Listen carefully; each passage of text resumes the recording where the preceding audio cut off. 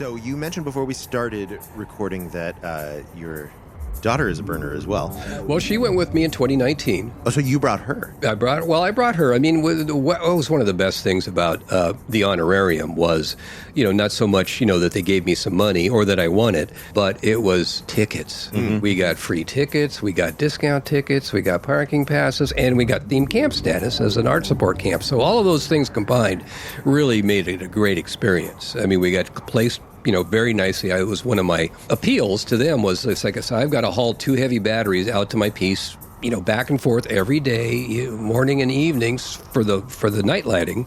Please place me close so I'm not way out there in the boonies and I have to ride as little as possible with this load. And they did. They accommodated that. I think we were on D Street, which was just fine. So anyway, we ended up with 16 people in our camp. So I was able to outfit, over half the people with tickets. Mm-hmm. My daughter, and then my good buddy who helped me build the piece, and actually his daughter helped too. They're local, and his daughter came with us too.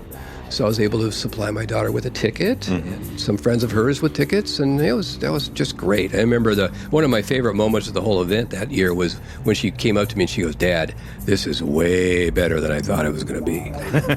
Yeah. And she said, "I thought it was going to be pretty good, but this is really great." I love that. Yeah. Great moment. How did you end up coming out in the first place? I actually was invited to join an existing camp. They were not-for-profits, which they gave out donut holes in the morning. We would fry up donut holes, and people would line up. But anyway, I was invited to join that camp via another friend. I ended up getting a ticket from one of their camp members, who I guess his girlfriend either broke up with him or decided not to go, but he had an extra ticket, so that's what I did. Is I just drove out and joined up them. I came in a day late, which was great, hardly any wait getting in, and worked with them. And you're Bay Area local, so I assume you'd been aware of the Burning Man scene previously? Oh, sure. No, I'd been wanting to go for years, and I just never quite got it together, never quite went the full effort to make it happen. So it helped to have a friend say, "Hey, we got a thing. If you can get a ticket, we can." In fact, they thought we could get some tickets, and then we actually got skunked in the main sale. In fact, I was pretty bitter about that at first. I was going, screw Burning Man. I don't need to go to no damn Burning Man. And then a ticket came available later on down the road, as they do. They do. Well, apparently, that's a thing. So, message to listeners: don't give up hope. The ticket will find you. Yep. So, in fact, I was nervous as hell going in because I sent this guy a check. Never met this guy before. In fact, this was the guy with the dog on the river, but I didn't know who this guy was. And the ticket. Actually, I sent him the money, and then the ticket didn't come. It didn't come, and I finally had to find his email through a very circuitous route. Because I'm starting to think, am I getting scammed? I mean, I didn't know. And then finally, oh, gee, I'm sorry. So he sent me the ticket. Now I got the ticket. I'm going, is this even? So I wasn't until I got through gate that I thought, when they finally accepted the ticket, that it was like, oh, I'm actually going to go to Burning Man. I was nervous as hell through that experience.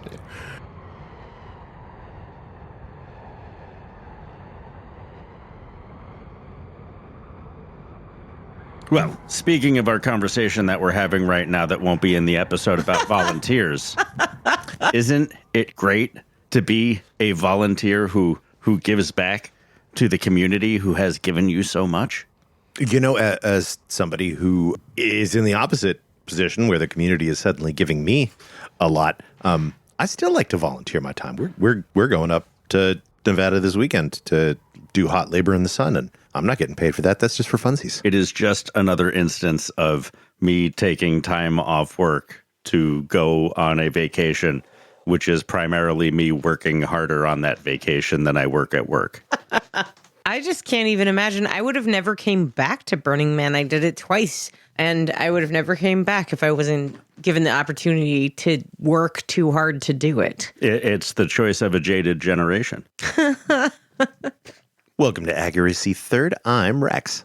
I'm Beth. And I'm D-Day. And today on Accuracy Third, we've got our new friend Roger. Making friends is a nice part of this podcast. Making stuff with friends is another nice part of this podcast. Yeah, things be nicin'.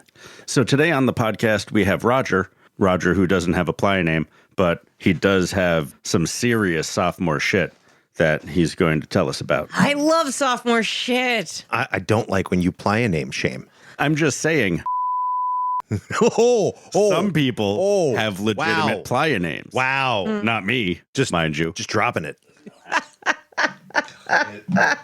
Do either of you have any stories of paying it forward on playa? Giving a little bit back to the folks who gave you a little bit less? I mean, I hand off other people's shitty gifts all the time. Is that paying it forward? I think so. Yeah. Yeah. You know, if you give me a Fimo necklace, I will totally give that away, like for you. There was a shift where I was behind the counter in the coffee shop, and it was one of the years where there was the swagged ropes and stanchions demarcating the snaky line. Somebody put a pay it forward cup at the end and stuffed it full of cash, and people took cash and stuffed cash in, and it kind of maintained for the entirety of the shift. That's damn nice. Yeah.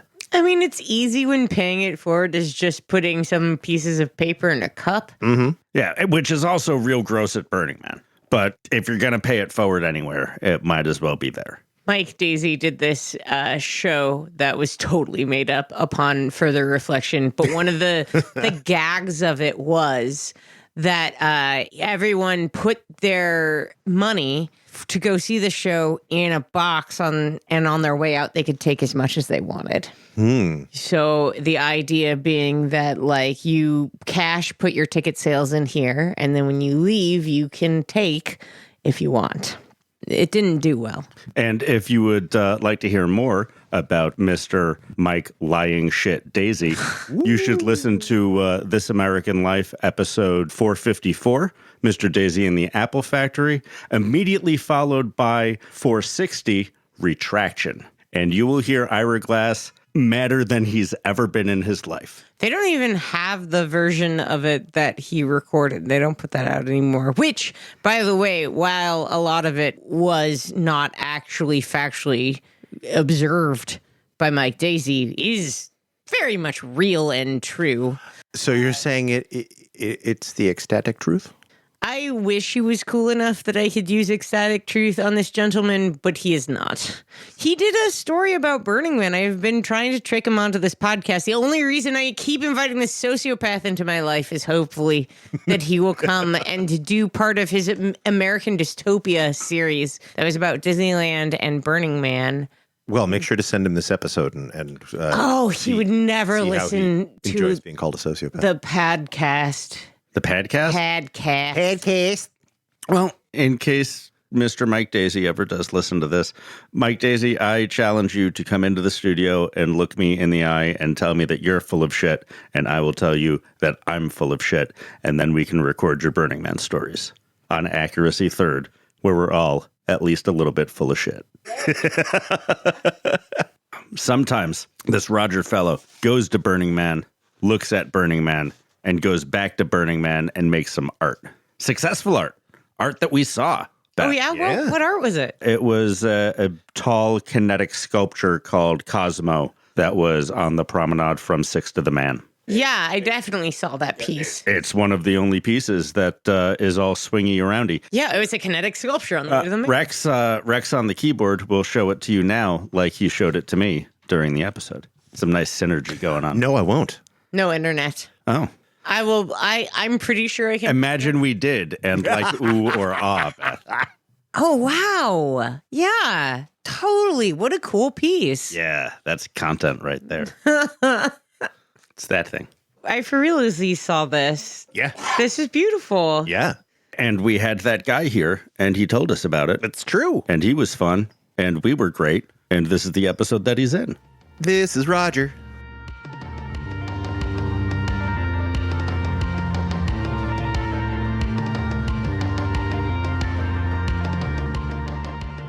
First off, how long have you been a burner? I'm going in, this will be my fourth. Mm-hmm. So I started in 2018 was my first. And 2019 went back and I won an honorarium in 2019. So I had a piece there. And then, of course, we were out the next 2 years and went back last year and going in again this year.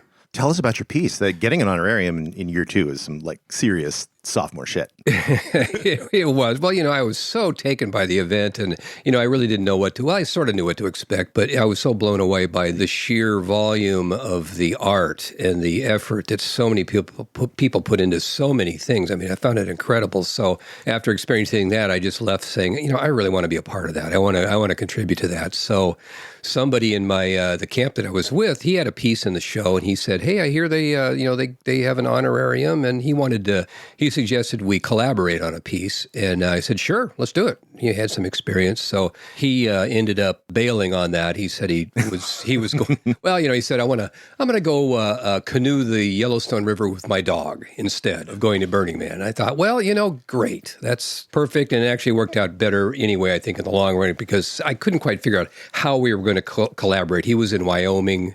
And I'm in California, and so I just said, I'll strike out on my own. Have fun with your dog. Exactly. Good for you. He said, I want to simplify my life. I said, Burning Man is not simplifying your life. No, it's really not. At all. Can you get simpler than Wyoming? I don't know. Maybe You've not. been to Montana? Maybe not. One or the other of the Dakotas? Yeah. The more vacant of the Dakotas. Alaska. That's not simpler, man. Well, I don't know. How about Nevada? Yeah. It can be pretty simple out there. Tell you what. So what did you end up making? It was a kinetic sculpture. It's something that I do anyway. I make much smaller kinetic wind sculptures, spin in the wind. Mm-hmm. And so I made a tower of steel flames that it sat atop. So it was about 15 feet tall, and stainless steel spinny stuff. It spun like crazy out there. In fact, they said, 70-mile-an-hour winds you got to be prepared for. So yeah, make sure all the bits are attached. No kidding. So I did my own, my own version of engineering, and did some wind testing on it, and got a pretty sturdy piece together. So that was my piece. And what was it called? It was called Cosmo, and it did well. Did well out there. I mean, it sounds familiar. Well, Rex, bring it up on the big screen, please. It was actually a smaller piece in the Burning Man world. That a piece that's only 15 feet tall is considered a small piece, which for me, was the biggest damn thing I'd ever made. I had planned on making this big, 40-foot hearth. We have a lot of houses burned down in Pennsylvania that have the old, brickwork, fireplace going up into a chimney, and I wanted to make one of those. And I did all of my calculations for, the wood, and it was going to be expensive. And then I figured out how much it would cost to freight it out there, and that's when I realized that this was just an untenable project. Yeah, exactly. Yeah, I remember that. That's beautiful. Oh, yeah, you were right on the promenade. Yeah. You saw that. Yeah, I was right on the way to the Man, and I was right off there to the right. Yeah, we go to the Man. Well, yeah, that's the thing. So it was quite a project. I mean, it was kind of crazy in a lot of ways. I mean, I'd never done anything quite like that before. I mean, I'm a maker. I've always made things. I have my own shop. So, and I had some friends help. But the interesting process was the application to Burning Man. I mean, I had no idea what to expect, and it was a very involved process. First of all, I was so psyched that I won. I had no clue. I had no reason to hope that I would. I mean, I don't know what the competition was going to be like, but I gave it a shot. But boy, they wanted a lot of stuff. A lot of creative writing was involved. But I came away with the impression. I mean, I know this is a fact. I needed to convince them that I could do this. They're going to give me money. They want to make sure you're going to actually do it. Because you can only imagine how many people are hitting on a bong going, oh, man, I'm going to make the coolest thing you've ever seen. It's going to be great. It's going to be awesome. And then, it's just not going to happen. So, they wanted a budget. They wanted a timeline. They wanted who I was going to have working on it, a full-on schedule, everything. Mm-hmm. But it worked. So in the end, was that unnecessary work for you, or did it end up being productive to plan like that? I mean, I'm pretty organized as it was, so I knew I was going to be able to pull it off. So a lot of the stuff I was just kind of winging it. They wanted a schedule. Well, okay, I put things down in a logical order, but I knew I probably wasn't going to follow that strictly. There are certain dates you had to hit. You had to be there for meetings and had to submit reports and things like that along the way. So it was just all part of the process. But I came away with a real appreciation for Burning Man, in general, the organization itself, because how it is. A lot of people just assume it's just this free-for-all bacchanal of a party out there in the desert. But boy, I tell you what, it was very, very impressed. And after dealing with the artery and the art department as well, I was very impressed. Yeah, we've got an incredibly structured bacchanal going on. Yeah, that is very well put. Mm-hmm. Very well put. Yeah, it seems like the common impression of the Burning Man organization amongst burners is either that it's basically non-existent, that it's just a wild party, or that they're a bunch of square suits who are trying to squish people's fun. It could be both. It could be both. Happens it's neither, but it could be both. Probably needs to be a little bit of both to a certain degree. I mean, considering all of the different personalities and people you're dealing with, but they are incredibly organized. So this year I'm volunteering for the Artery. Oh, fantastic. So I'm, getting into that right now. And again, I'm very impressed with how they're handling things and what they do and the structure that they have. It's a very complicated process just to bring a piece. I mean, forget the honorarium, just to bring a piece there and to get it placed, or the placement, the whole process. I mean, there's a multi-personnel system that you have to go through and to do it, to accomplish it. So I'm going to be a part of that this year. Congratulations for helping build the city. Yeah, well, it's worth doing. Do you have a notion about what your volunteer role is going to be? Well, I am going to be concierge, at least 1 or 2 shifts. And then field ops, which will be, I'll be taking the artists out to their site. Nice. Once they have placement, it's like, okay, now I got to take them out there and find it myself. I remember, my piece was pretty close in. And I remember it was a little difficult to find. The guy that took me out there wasn't quite sure where it was, and we were just hunting around there. They call them floofies, where it's a CD, stuck into the ground. Yep. With little Yeah, to finally find that. zip ties sticking off it. I can only imagine if I'm going all the way out, near the trash fence and, trying to find something way out there. I guess apparently there's an app that I'll be using. I'll be given an iPad and some kind of navigation device to. Yeah, good luck. Yeah, I figured it'll be fun. I wonder when we're going to run out of AOL CDs, though.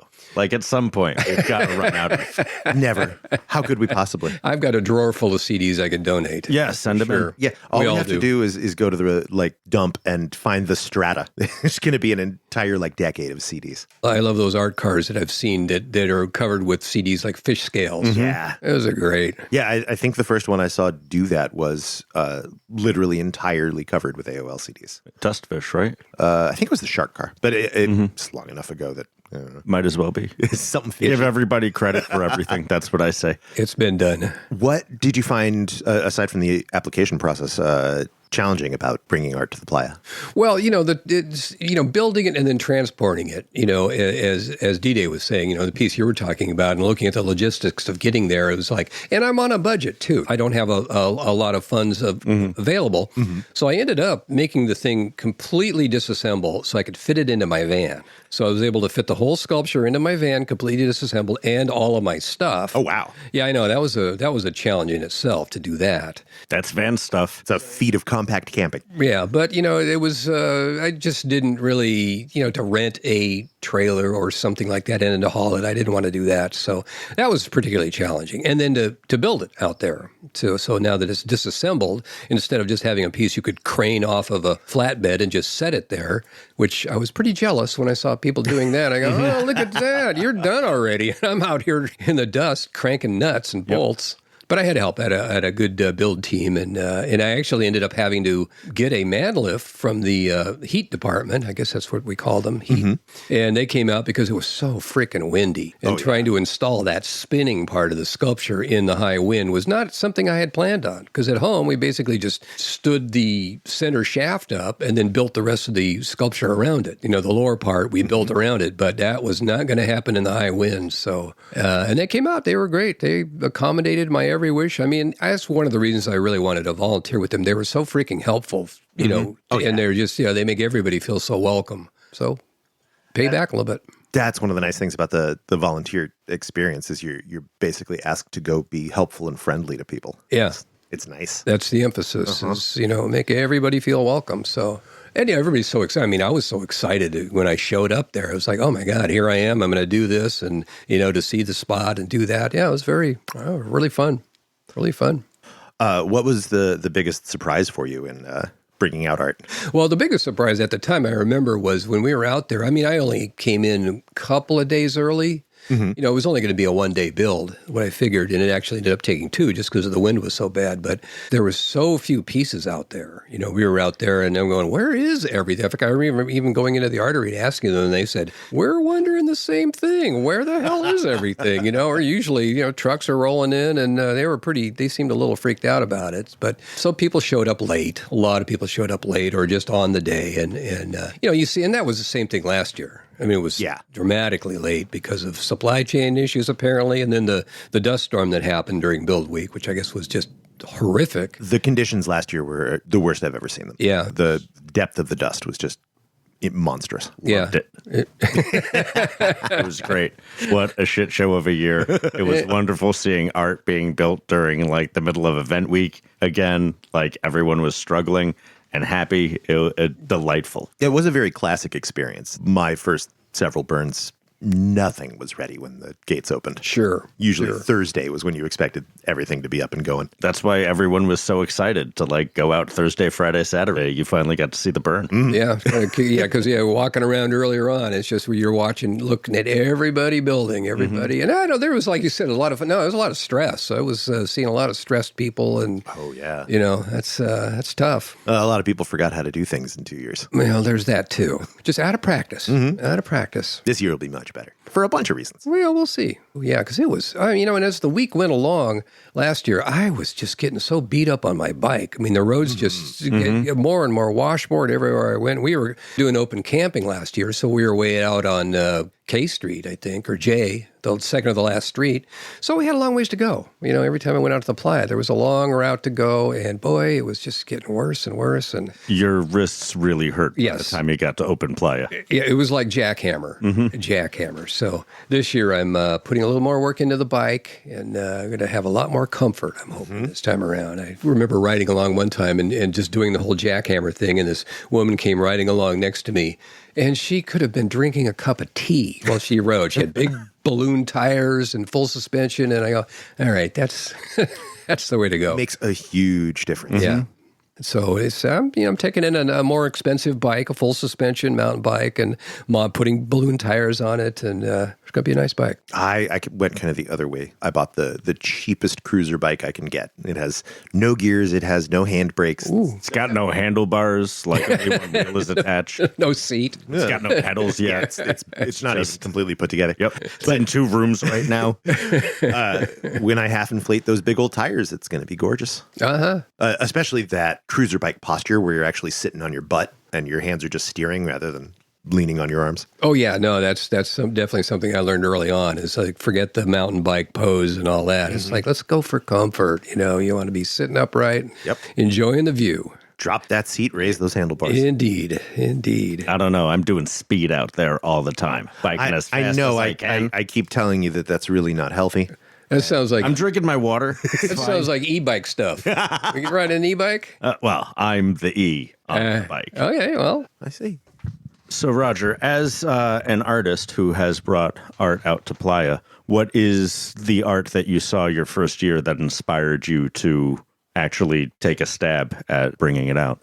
Well, it's actually almost the opposite of that is what I didn't see, because I thought I was going to see kinetics, right. Wind-driven sculpture of some kind. It just seemed like such a logical fit, and I didn't see any of it. Well, it's real dangerous to set it up. Well, I learned that. But that was you get all those moving parts that can scoop a chunk out of your flesh. Yeah, that wasn't evident immediately. And as I learn, I tend to learn things the hard way. And that was a good example of it. It would be like that. First of all, that 70 mile an hour wind factor. So as I started building, I designed a sculpture and I started building it. And as I started to get a sense of the scale of it, is like, well, what am I going to... 70 miles an hour, I don't know if this is going to be able to handle that. So I ended up taking my piece and I made a large cage on the roof of my car and put the spinning parts of it in this cage, took it out on the freeway up to 70 miles an hour to see how my parts would do.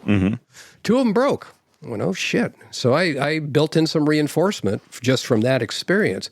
But anyway, I'm sorry, I get a little off topic here, but I was, what you said, what inspired me. But that is what inspired me was just the lack of, but then I also came to appreciate that, This is why there's not a lot of kinetic art out there, is because it's not a very kind environment for that kind of stuff. So, yeah, you have to be careful. And, yeah, any large piece that's going to swing around, in fact, probably something like that, Burning Man probably wouldn't allow it. Anyway, they do seem to be conscious of that kind of stuff, where how they're very fastidious about fire. Mm-hmm. And you have in fact, if I had fire involved in my sculpture, there was probably about 25 more pages on the application that I would have had to fill out. Oh, and if you've got lasers on there, there's a whole bunch of things like that. So you don't just bring any old thing out there. They want to know what you're doing and how it's going to work and, that kind of stuff. So I know the big welded together warthog decades ago, like that claimed fingers. Yes, from people. Yes, I read that as well. Saw that, and that was it's not great. That was a fabulous piece. Mm-hmm. And that was another thing about my piece. Is I didn't want people climbing it. It wasn't really climbable, so I put a little fence around the bottom of it, with signs all the way around it saying "Do not climb," and it kind of worked. But people climbed it anyway. I could see footprints. Yeah, my dream sculpture out there is called "Do Not Climb." But I could see evidence of a couple people just couldn't resist, or maybe they didn't see the signs. Although I find that hard to believe. But no damage was done. I was afraid they were going to climb up and start messing with the kinetics. And if somebody tried to hang on, one of my spinning arms up there, they could break it off. Mm-hmm. That'd be a disaster. That'd be a real bummer, but that didn't happen. We survived. I'd say the winds out there were 50. I don't think they ever hit 70, but they were probably in the 50s. 70 is pretty extreme. Yeah. So along those lines, so the piece ended up, after a certain amount of time, the city of Palmdale bought it. Oh, cool. And installed it down there in a park down there. And then not too long after it was installed, sustained hurricane force winds hit it and broke it up. Oh, wow. Yeah. Oh, that sucks. Yeah. So I'm currently, in fact, when I leave here, I will be going back to my shop and working on the rebuild. So I'm rebuilding it for them. Nice. And we're going to build it stronger. How did they find out about it? I'd always wanted to sell the piece. It's like, what are you going to do with and I know that's a problem all the artists have, is what do you do with your piece after the show? So I thought it was a saleable piece. And I ended up putting it in a show down in Newport Beach. Mm-hmm. That was a 2-year show where it was a start-finish. And somebody from the city of Palmdale saw it there. And they were looking for a kinetic sculpture for their park. So they saw it and contacted me and pretty much went straight from there. Congratulations. It's the perfect kind of piece for civic installation. Mm-hmm. In a way, yes. Again, it's the climbing thing, and it was damaged early on, but I think that's exactly what happened. Somebody climbed up and broke one of the parts off, and I had to repair that. So this is my second go-around with repairing. But this time, the whole thing needed to be rebuilt. Because that'll happen. I think they get more wind there than maybe even Black Rock City, the Black Rock Desert. I don't know, but not a lot of hurricanes. Yeah, Burning Man. No, not yet. No, maybe it's all that dust that slows the wind down as it pushes it along. But yeah, it was just I remember there was some kinetic pieces in the past I saw, but they looked pretty heavy duty. I was inspired to build a piece that it was scalable enough that I could build. I mean, so many of those, there's so much work out there that just seems like, so how do they pull this together? I mean, you remember that it was 2019, the big purple head out there that was going to have multi-rooms in it that people were going to be, and I guess you could go through it. I never did, but they never got it done either. And I remember stopping by during build week when they were working on it, and that was a stress fest because the guy didn't have the crew he needed. People weren't showing up, and people weren't working, and you could just tell he was trying to get the crew inspired and trying to get it done. But boy, that was a big one. You can't both do that and direct the building of your piece. You need to have somebody who is just managing your volunteers and making sure they're where they're supposed to be. Yeah. Cruise director. Yeah, exactly. So to see that kind of thing going on, it's just like, boy, I'm really impressed by so many pieces out there, so many large-scale pieces that people actually do pull off. And, there's a certain amount of honorarium they give, but by no means not most. Oh, no. And so everybody's self-funding, and, there's a lot of fundraising going on. A lot of community funding. Yeah, a lot of Kickstarter stuff and all of that. So again, I was compelled to make a piece that was manageable. And wasn't going to cost a fortune, and that I could get out there relatively easily. But I'm glad to have it gone, too. It's no longer, I just did not want it to come back to my shop again. Mm-hmm. It's like, schlepp that thing. I think I built that thing 5 times total. in my carting it around. And, my fondest hope when I was out there at Black Rock was that somebody was going to come along and say, hey, you know what? I want to buy that. Why don't you drop it off on your way home? And that didn't happen. Well, 15 feet, although not being that big out on Playa, is very big in your shop. Well, I mean, like I said, it disassembles. So it was always in parts in my shop, but still. Would you ever want to do place art again? Probably not. I always thought maybe an art car, but then you're stuck driving an art car. So I don't know. That is the devil's bargain. Yeah, I'd be almost the perfect guy to build an art car just because I have a shop and I'm metalworking and all of that kind of stuff, and I'm a gearhead anyway. But like you said, the deal with the devil. You got an art car that's I like just kind of cruising around on my own, and so I don't know. You got that out of your system. I think so. And it was so much work. I mean, it was great. Plus running the camp. I was the camp lead. And so doing all of that and doing the piece and getting it out there and all of that, I was, on the last night, I was done. I was so beat. I don't think I've ever been that tired in my life. I was almost hallucinating. Just enough. As an artist, do you have any least favorite arts? Well, there was a few pieces that I've seen over the time out there that I just thought, this is a pile of junk. I mean, this is something somebody just threw some crap together, and it almost struck me that they were just trying to see if anybody was going to call bullshit on them or not. Mm-hmm. One of the things that's struck me about the artery and the way they conduct it is part of me wishes they would put the title of a piece on the piece somehow, like some signage, just maybe the title of the piece, the artist, and maybe a number that you could find on a map. Because that was the other thing, is I was constantly being barraged by other people saying, oh man, you got to see the so-and-so. It's out there it's off at, and they'd describe where it was, and I'd go out there and try to find it, and I couldn't find it, and it was, I don't know what it was called, or I don't. That's a part of the video game, man. Yeah.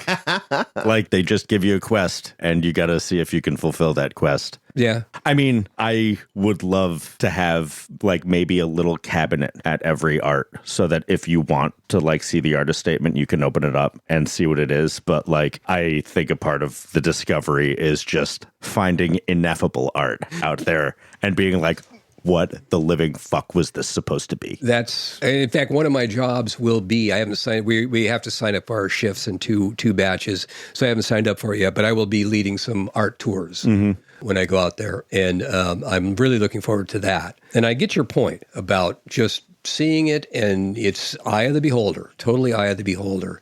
However, that said, I also know that the name of a piece can and will oftentimes alter your perspective. And that's good for good or bad. But I really like knowing the artist's intention a lot of times and just seeing the name of a piece, or at least being able to identify it. And I get the whole decommodification thing about, trying to, you're walking a fine line there. And people like me, I wanted to sell my piece. I can't afford to make art like, I was driven to monetize my time. Be nice to get some compensation for that, because that's how I make my living. I remember the year prior, Adrian Landon. He did Wings of Glory, that wonderful flying horse at the entrance to the center camp there. He did a couple of horses the year prior, and I was really taken by them. They were beautiful. I took photos of them, but he had on his a placard there his name and his web address, maybe even a phone number on them. And I look at that and I'm thinking, I'm looking at the decommodification credo. And so I emailed him after the event and said, so how did that work for you? Did you ever get any flack from, Burning Man, the org, about doing that? It seemed like that was kind of borderline not cool to do. And he said, no, he never did, except he did get a couple people that flamed him, called him an asshole for doing that. And, of course, people are going to go off on you no matter what you do sometimes. And called him to task for doing that. And, so for my piece, I put the name of the piece and my name. Had a little plaque made and put that, very small. But just if somebody wanted to reach me, they could find me. Yep. I'm findable. And it never happened, but it was worth a shot.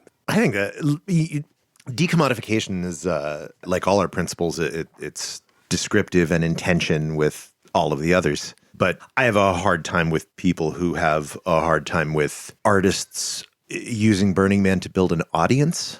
That is not the same thing as commodification.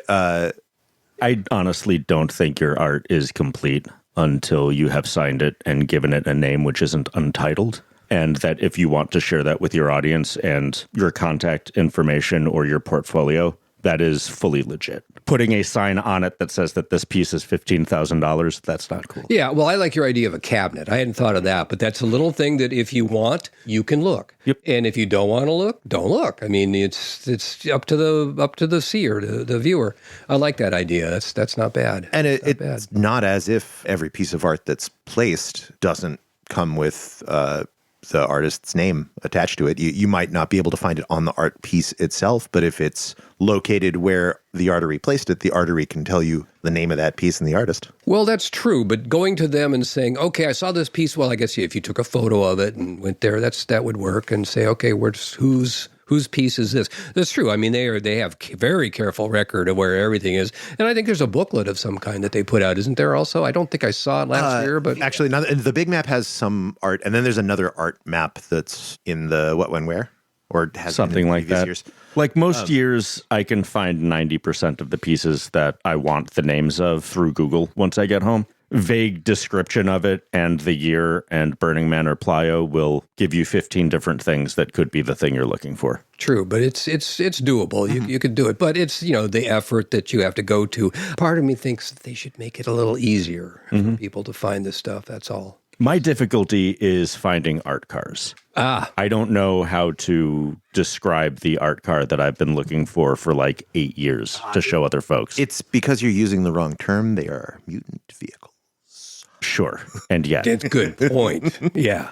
Mutant vehicle. That was one of the best parts that I enjoyed about Build Week when I did my piece, was seeing the lineup of cars at the DMV. Oh, yeah. Where everybody just, so when my buddy and I walked that line, just talking to people and looking at all the cars, that was fantastic to see them all in one place like that, as opposed to, running around. I mean, I guess during, prior to the burn, the man. Yeah, but that's chaotic. Yeah, it's really chaotic. Yeah, it's just too much almost. So it was great to see that lineup like that. There's really innovative stuff happening in the mutant vehicle space. Oh, you kidding me? Oh, that's crazy. I mean, yeah, again, that's just like, who thought of that? Who? Why? What? Hippies. Yeah. There was one out this last year, 22, that was it was like a blue neon demon face on the front, and it had inset flat screens with the eyes displayed. Ooh, I remember that and one. They would track Yep. and follow you. Yep. I remember that one. Yeah, in fact, I took a video of that thing, and of course, everybody loves El Pulpo and Rabid Transit, his other piece. I don't think it's Dwayne Flatmo anymore. He's the guy who originally built El Pulpo and Rabid Transit. He sold that. So it's a new build. It's not the same. Yeah. I heard that he sold it and he drove it out to somebody in Texas that bought it. I may have that a little bit wrong, but in fact, I found them at the burn last year, the camp. I wandered by and I wrote in. I said, because I hadn't ridden an art car yet, and I went up and I said, "Hey, you guys, could I get a ride? Are you guys giving rides on El Popo?" And they said, "No, we're not." They are if you're hot and young. Well, exactly. I know. Rides, I know that one, and I just thought, okay, all right. I had to ask, and he said, "Yeah, well, congratulations on asking, but because I got get a ride on the coolest car in the place."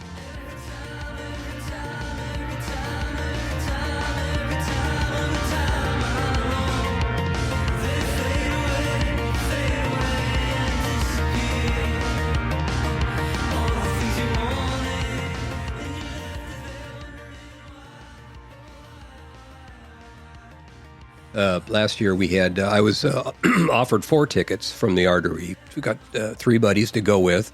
And one of my buddies, we were driving up to his house and I said, "Hey, you got an RV? Can we take the RV?" I was kind of just kidding. And he said, "Sure." Man, game on. We got an RV now. I go, "Oh, God, now I don't have to take my van. Oh, this is great." So off we go. Now, this guy is a electrical engineer by degree and by having his own business. So he gets busy. Now he's got the bug and he decides he's going to convert it to solar power and to rewire the whole thing. So he starts about that project while I'm going about my business. I remember stopping in a couple of times, visiting him and watching what he was doing. It's like, you really are. I mean, he's really did a beautiful job, but he completely redid. It was an older RV.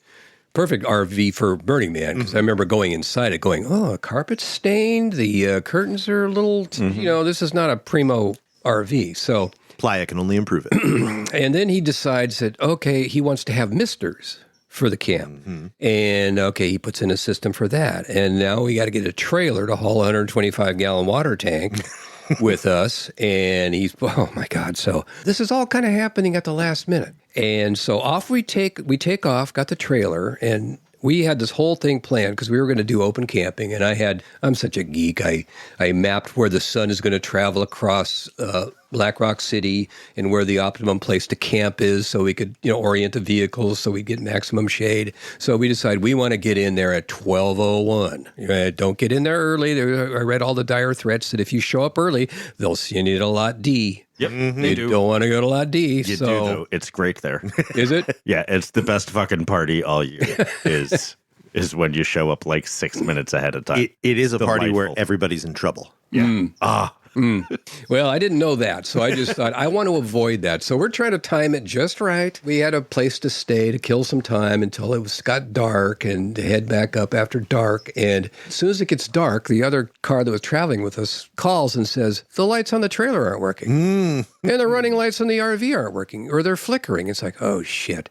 Now we've got to deal with that. It's troubleshooting that because, you don't want to get pulled over. And they're looking for any reason to pull a car over, and no lights on the trailer would be a glaring reason to pull us over. So we are now stopping in truck stops, and we got two guys that are out there on their backs underneath the RV, underneath the trailer, trying to troubleshoot this effing thing, and we couldn't fix it. And so we decided, well, the only thing we're going to do is we'll have the van drive right behind the trailer as close as it can to kind of block the view, so maybe we can pull that off to get in. And it worked, I guess. Actually, we drove right by believe it was the Bureau of Indian Affairs police. Uh-huh. And he must have been looking at his phone or something when we went by because he didn't give chase. So we got in, and now we're in the line. And it's like eight lanes or whatever it was. Stop and go, stop and go. And after about the third time, the RV wouldn't start. It's like, oh, shit. And it's just dead. Nothing. It's like, oh, fuck. So now what? So the owner of the RV and the other guy's also kind of an electrical engineer guy. They're after it. I mean, they're in every single port, every underneath. It wasn't just a matter of under the hood. It's the whole electrical system.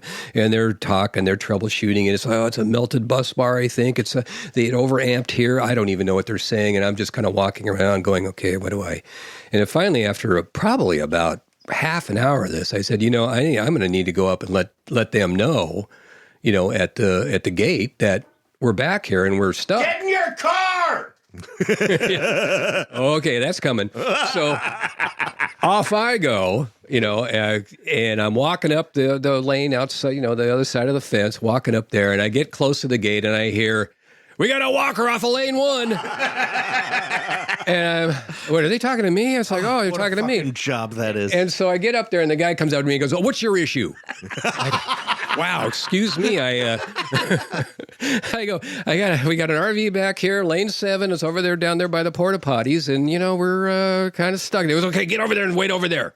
So I go over there by the corner. I'm standing there. I'm waiting. And exactly as you said, his job was to just scream at people, get back in your fucking car. Yeah, his playa name is customer service. Yeah. And I'm just going, what the hell? The traffic isn't moving. What is your issue, dude? But boy, he was, I guess, enjoying We're goths, we're angry, and we're self-important. Yes, exactly. It's a performance. So our fondest hope of getting in at 1:00 was long gone, or at midnight. So I think it's probably about 1 or 1:30 now, and it's getting cold. And I'm standing there in my short sleeve and shorts, and I'm going, "Hey, dude, I gotta get back to the RV. I gotta get at least another garment on or something. I'm getting cold." He goes, "No, you stay right there. You don't move." What the fuck? Wow. I go, look, I've told the guy what our issue is, and I don't know. He goes, nope, you stay. I said, fuck you, and I just. Are you familiar with eating me? I just took off. I ain't going back, and so I get back to the RV, and now we're I don't know, an hour and a half into this thing, and I put a sign on the back saying go around, and one guy finally came along. He was actually very decent about it. He told us what was going to happen. If you guys can't get it started by the time the tow truck gets here, we're going to tow you to Lot D. Damn it, Lot D again. And you're going to have to stay there. And then you'll eventually have to get towed to Reno. And you won't be getting in because it's like we won't tow you in, we will tow you out, but you're broken down. You're not getting in. We're not bringing your moop to Playa. And I'm I'm standing there watching my Burning Man dreams starting to evaporate, going, holy shit. So finally, the two electrical guys, all right, I think we got it. We need a jump now. And okay, we're trying to get our van to get that maneuver around, and we get some jumper cable. This woman comes along with this little pocketbook-sized thing with 2 little jumper cables on it. And she goes, "Here, I think this will work." And I looked at that and I go, I literally walked away. I went, "Oh yeah, right." Sure as shit, that thing fired up that RV and it lit up. We're going in. So finally the moment came where we got in. But so by the time I don't think we got to our campsite until about 5 a.m. We finally got in and we just crashed out. We were done. That was rough.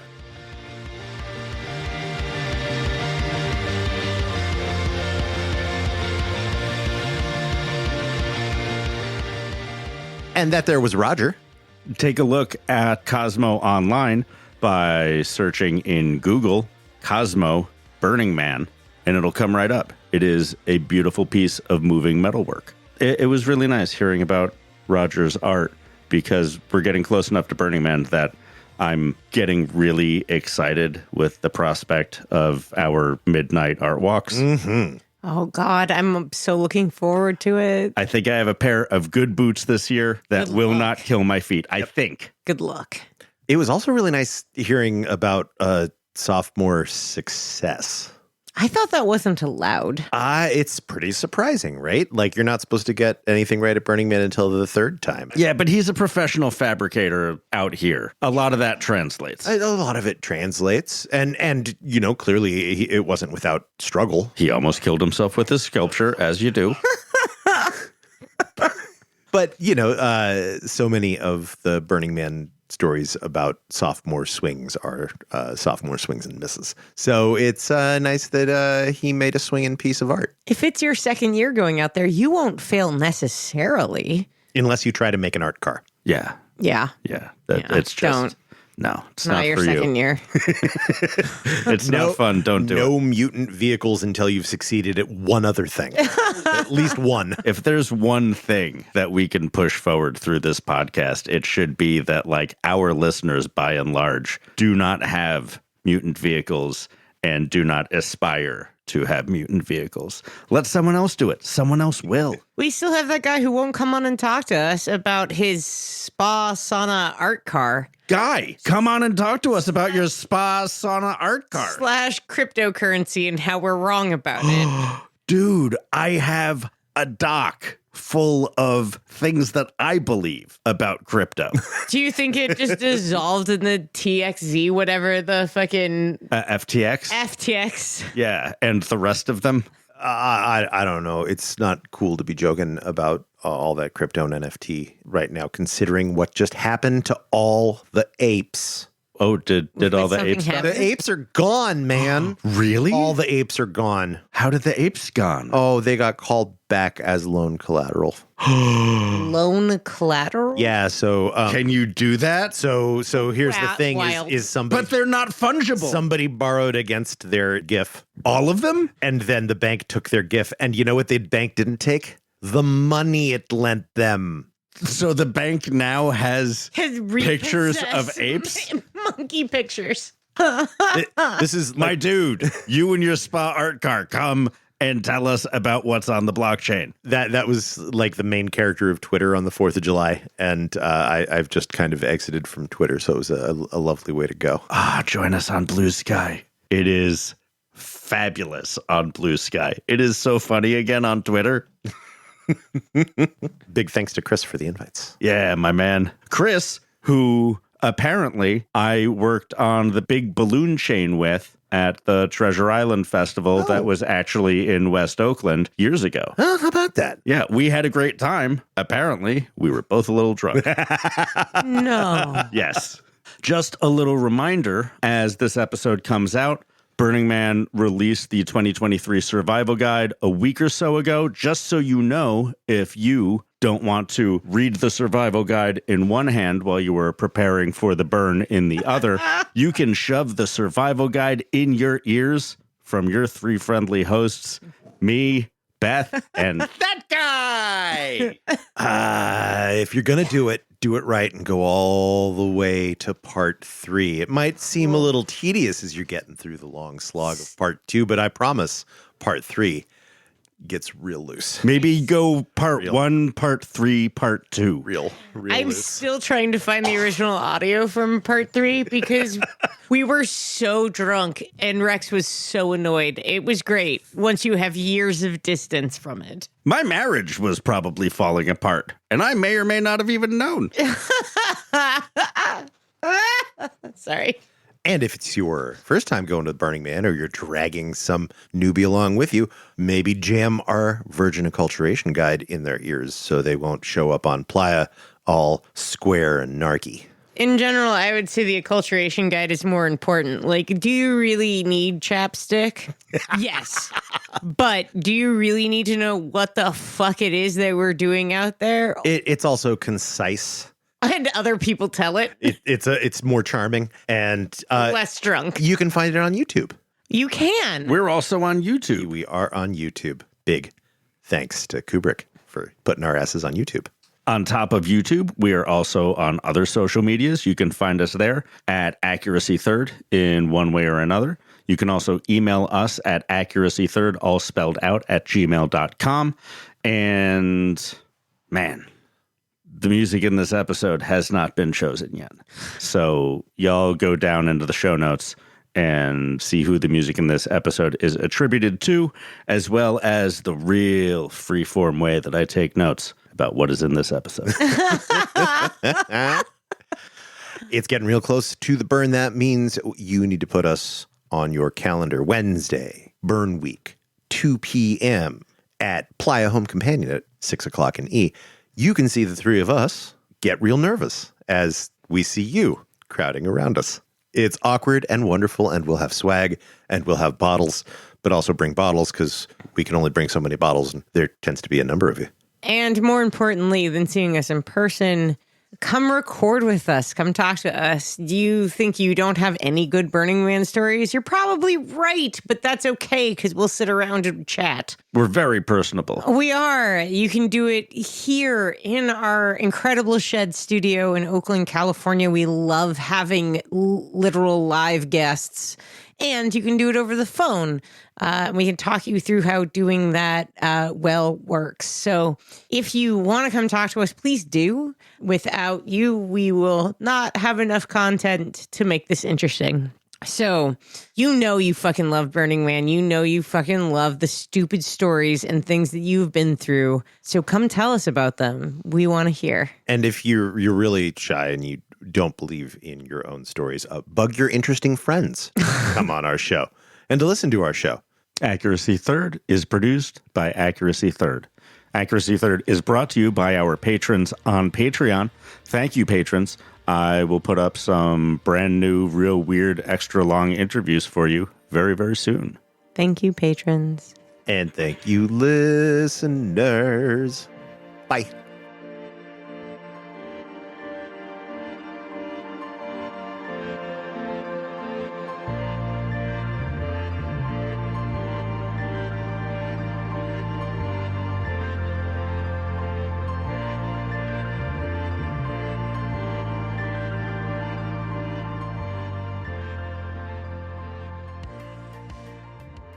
What was your experience for your first time like compared to your expectations? Yeah, that's a good question. My expectations were pretty set. I mean, it went pretty well. The hard part was the heat. You know, I had a van and I could sleep in my van, but the van was hotter than hell during the day, and I had no shade for that. And but having the van was great because I could sleep at night.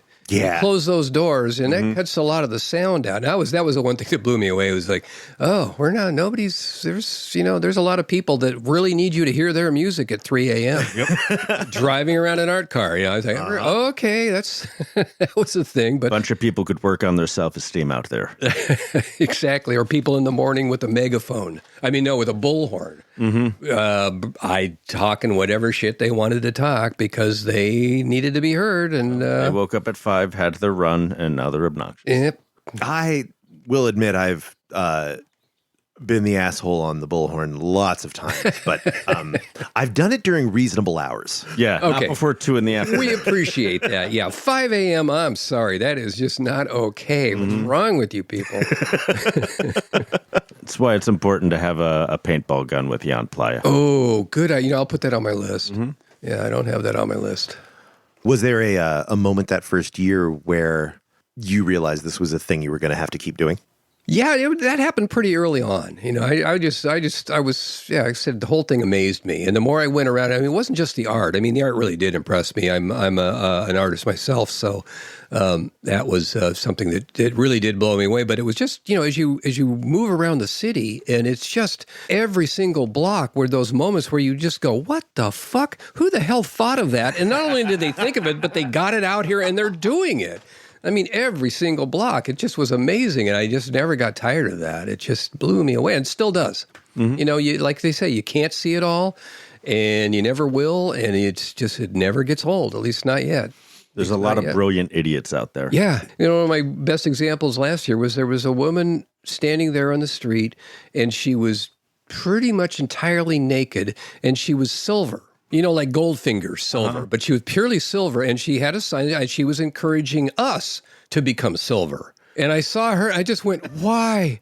Why would I want to do that? This is a dust storm out here. Have a bath out here. I know. It just, but stuff like that. It's like, oh my God, okay. It's permanent sunblock. SPF 35,000. I guess. But yeah, it doesn't get old.